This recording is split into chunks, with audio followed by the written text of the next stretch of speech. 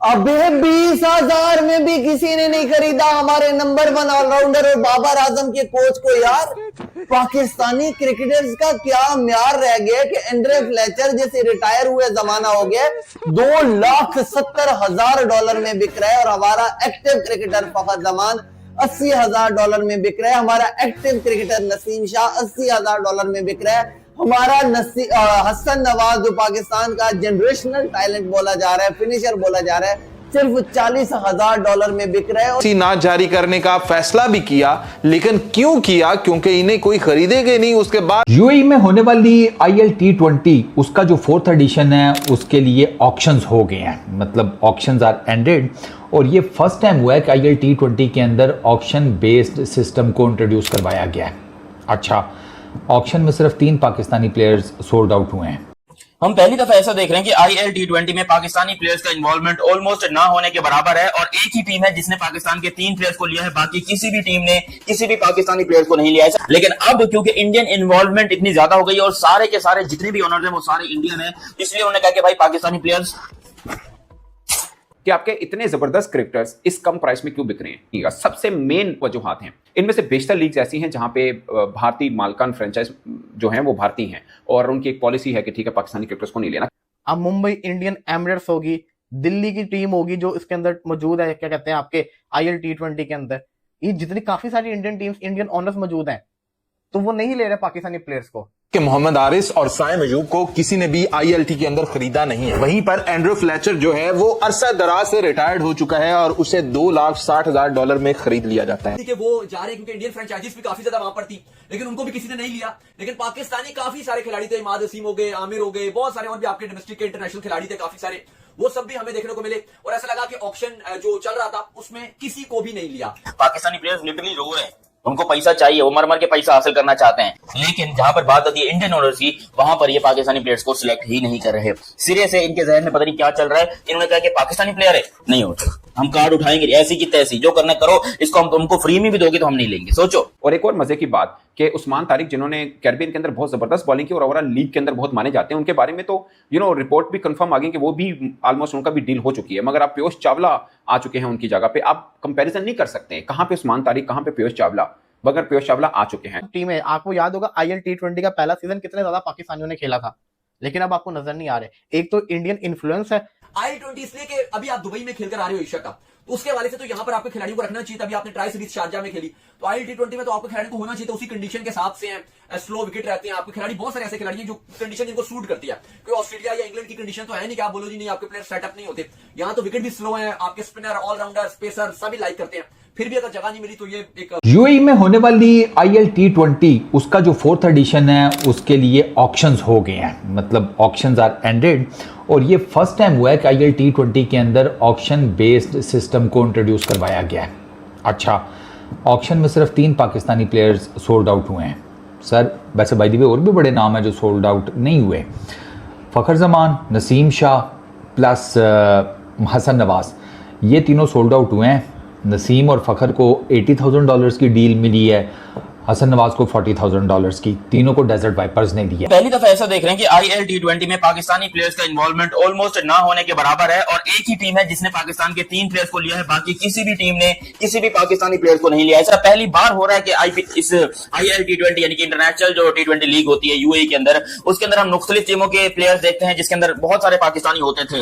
लेकिन अब क्योंकि इंडियन इन्वॉल्वमेंट इतनी ज्यादा हो गई और सारे के सारे जितने भी ऑनर्स हैं वो सारे इंडियन है, इसलिए उन्होंने कहा कि भाई पाकिस्तानी प्लेयर्स, इनडायरेक्टली इशारा उन्होंने ऐसा ही किया है, क्योंकि जब पाकिस्तानी प्लेयर्स का नाम ऊपर आ रहा है तो बिल्कुल ही यार कोई शुद्ध कोई आवाज ही नहीं दे रहा। इवन जो उनकी बेस प्राइस है उसके ऊपर कोई आवाज नहीं दे रहा, जबकि स्कॉटलैंड के जो प्लेयर्स हैं उनके लिए आवाजें भी निकल रही हैं, उनके लिए सिलेक्शन भी हो रही है, उनके लिए पैसा भी बढ़ रहा है। मतलब एक स्कॉटलैंड का प्लेयर है, उसने कोई 2.5 करोड़ रुपए लिए हैं, और ये पाकिस्तान के प्लेयर जो पाकिस्तान के हाईएस्ट जो मतलब हाईएस्ट जो जिन्होंने सबसे ज्यादा पैसा लिया है वो हसन नवाज है, उसने कोई 80 लाख रुपए जो है वो बिके।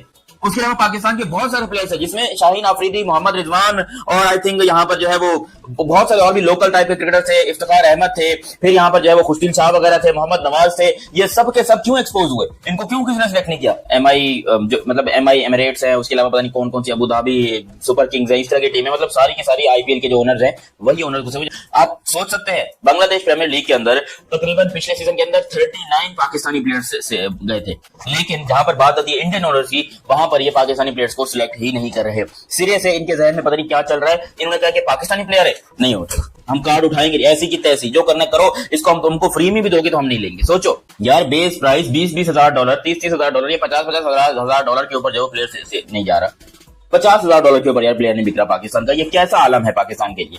रोने का मकाम है हमारे लिए। पाकिस्तानी प्लेयर्स लिटरली रो रहे हैं, उनको पैसा चाहिए, वो मर के पैसा हासिल करना चाहते हैं। तो बीबीएल के अंदर जो है वहां पर बाबर भी हैं, रिजवान भी हैं, शाहीन भी हैं, नसीम भी हैं, उसामा भी हैं, ऑलमोस्ट यानी कि पाकिस्तान के बहुत सारे प्लेयर जो बिग बैश में सिलेक्टेड है, क्योंकि वहां पर भी अभी तक इंडियन ऑनर्स इन्वॉल्व नहीं है। लेकिन जब बात वहां की, क्योंकि ये सारी टीम्स जो है, ये सारे जो है ना, ये जब बोली लगती है 10 साल के बाद, तो फिर हमेशा ओनर चेंज होते हैं। और अब इंडिया की पकड़ पूरी दुनिया के ऊपर जा चुकी है, पूरी दुनिया के क्रिकेट बोर्ड जो है वो इस टाइम के ऊपर इंडिया के नीचे आ चुके हैं। इसलिए अब हमारी ये शिकायत कि भाई पाकिस्तानी प्लेयर्स को सिलेक्ट नहीं कर रहे हो, ये थोड़ी सी बेवजह है, क्योंकि एक तरफ तो हम इंडिया से पंगेबाजी रखते हैं, उनको हम चिढ़ाते हैं, उनको हम अजीब और गरीब सी बातें करते हैं जो कि नहीं होनी चाहिए, लिटरली नहीं होनी चाहिए, बहुत बुरा लगता है।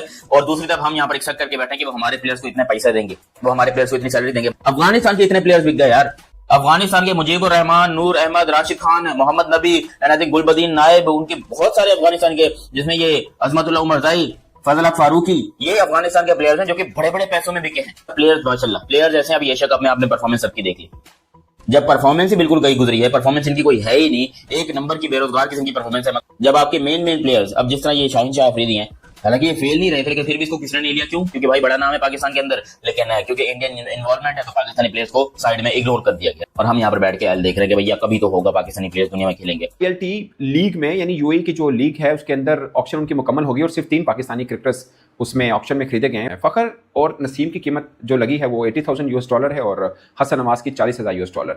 यकीन माने मैं बड़ा हैरान हुआ हूँ। सबसे महंगे अंदर फ्रेचर हैं जिनकी $2,60,000 है और यहाँ पर फखर जमान की 80 है। ऑलमोस्ट कह सकते हैं आप $2 लाख का फर्क है।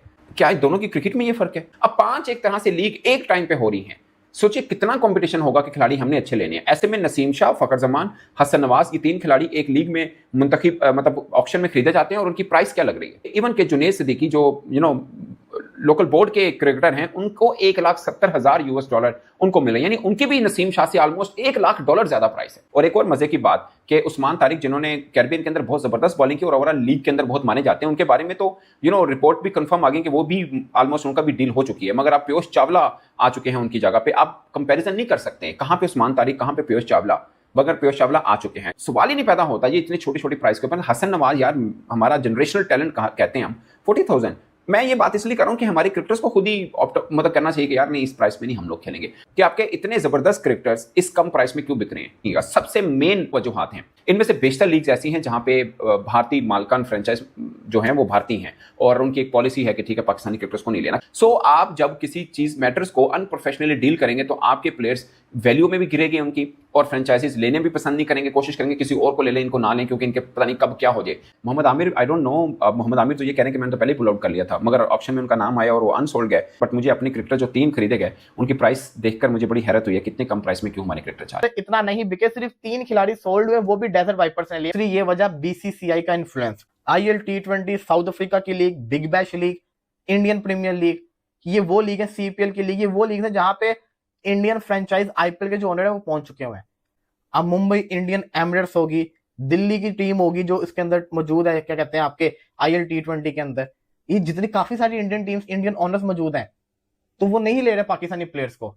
डेजर्ट वाइपर एक वाहिद टीम है जो सिर्फ पाकिस्तानी प्लेयर्स को ही पिक करती होती है। टीम है, आपको याद होगा आईएल T20 का पहला सीजन कितने ज्यादा पाकिस्तानियों ने खेला था, लेकिन अब आपको नजर नहीं आ रहे। एक तो इंडियन इन्फ्लुएंस है, तो ये बहुत बड़ा जिसको कहते हैं ना झटका है इन टीम्स के ऊपर, इन फ्रेंचाइजीज के ऊपर, तो इसलिए लोग इनको खरीदते नहीं है। कि मोहम्मद आरिस और साइम अयूब को किसी ने भी आईएलटी के अंदर खरीदा नहीं है। वहीं पर एंड्रू फ्लेचर जो है वो अरसा दराज से रिटायर्ड हो चुका है और उसे $2,60,000 में खरीद लिया जाता है। फिर भी मोहम्मद हारिस को किसी ने आईएलटी के अंदर $20,000 में भी खरीदा नहीं है। वहीं पर साइम अयूब भी सोल्ड नहीं होते हैं। 22 ममालिक से तकरीबन 300 खिलाड़ियों ने हिस्सा लिया था और उसमें ये 2 जो पाकिस्तान के शहजादे हैं ना, जिनके ऊपर पाकिस्तानी अवाम को मोहब्बत ही बहुत है, ये दोनों अनसोल्ड रह चुके हैं। कोई है, इन दोनों को खरीदने वाला कोई नहीं। मतलब आप अंदाजा लगा लें कि हम इन्हें अपनी आंखों का तारा कहते हैं, हमें इनसे आगे कोई टैलेंट नजर ही नहीं आता और उनको ये टैलेंट लगा ही नहीं देंगे। मतलब आप अंदाजा लगाओ कि किसी ने $20,000 में भी नहीं खरीदा है कि चलो इसे यार एज ए विकेट कीपर ही खरीद लेते। तो ये है ये वाले प्लेयर्स, ये है ये वाला टैलेंट, जो आपका टैलेंट जाया हो चुका है, जो आपका टैलेंट किसी जोगा रहा नहीं। इंडिया के खिलाफ हर मैच के अंदर ये वाले ब्लंडर्स किए हैं जो विकेटों के पीछे खड़े होकर इसने किए।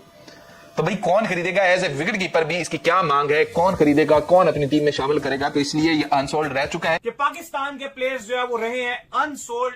ये जो आपका IL T20 लीग का हुआ है कि पाकिस्तान के जो प्लेयर्स हैं दाऊद साहब IL T20 में काफी ज्यादा अनसोल्ड रहे हैं, कुछ बिके भी हैं। देखो नसीम बिक गए, फखर जमान बिक गए, लेकिन जो बुरी चीज देखने को मिली वो ये थी कि जो आपके रैंकिंग में नंबर 1 ऑलराउंडर है साइम अयूब, उनको किसी ने नहीं लिया। आपके इस एशिया कप के विकेट कीपर मोहम्मद हारिस, उनको किसी ने नहीं लिया। मोहम्मद आमिर को किसी ने नहीं लिया और भी बहुत सारे पाकिस्तानी खिलाड़ी थे जिनको नहीं लिया गया। अब देखो सबसे बड़ा इशू यह है कि हमारे जो एशिया कप के खिलाड़ी थे, जो आपके एशिया कप के स्क्वाड के खिलाड़ी थे, अगर उनको IL T20 वाले नहीं ले रहे तो मतलब हकीकत यह है कि आपके खिलाड़ियों ने अच्छी परफॉर्मेंस नहीं दिखाई। ये एक सबसे बड़ा सबूत है कि अगर मोहम्मद हारिस हो गए, आपके साइम अयूब हो गए, जो आपकी प्लेइंग 11 से कभी ड्रॉप ही नहीं होते या ड्रॉप ही नहीं हुए, उनको किसी ने नहीं लिया। ठीक है, वो जा रहे हैं क्योंकि इंडियन फ्रेंचाइजीज भी काफी ज्यादा वहां पर थी, लेकिन उनको भी किसी ने नहीं लिया। लेकिन पाकिस्तानी काफी सारे खिलाड़ी थे, इमाद वसीम हो गए, आमिर हो गए, बहुत सारे और भी आपके डोमेस्टिक के इंटरनेशनल खिलाड़ी थे काफी सारे, वो सब भी हमें देखने को मिले और ऐसा लगा कि ऑक्शन जो चल रहा था उसमें किसी को भी नहीं लिया। अच्छा, खबरें ये आ रही हैं कि चूंकि most of the franchises in IL T20 उनके ओनर्स जो हैं वो इंडियन हैं, तो they were not interested in picking up Pakistani players, ये भी खबर आ रही है।